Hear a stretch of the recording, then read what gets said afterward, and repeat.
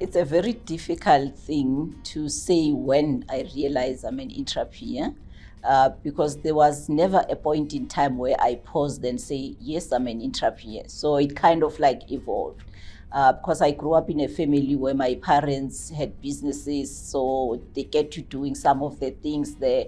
And at that time, you don't even realize that what we are doing is entrepreneurship.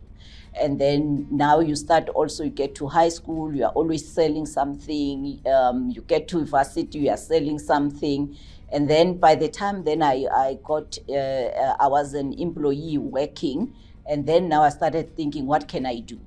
And then now entrepreneurship started being promoted a lot. Everybody was talking about it. And that's when the realization was like, oh, maybe I want to be an entrepreneur than being an employee.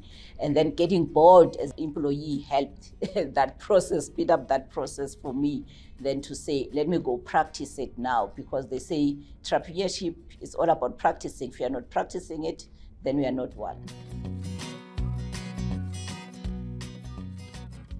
My first business that I formalized was a business that was focusing on selling stationery and promotional items. So it was like, it's a business that does not need a lot of capital to start.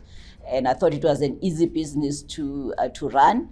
Everybody knows a book and a pen, and I thought it was straightforward. And then when I got into the industry, I realized that stationery was more complicated than any other product that you can ever think of, because if there's like, for an example, a pen, you will have 100 different types of pens that you need to understand for you to be able to service your client well.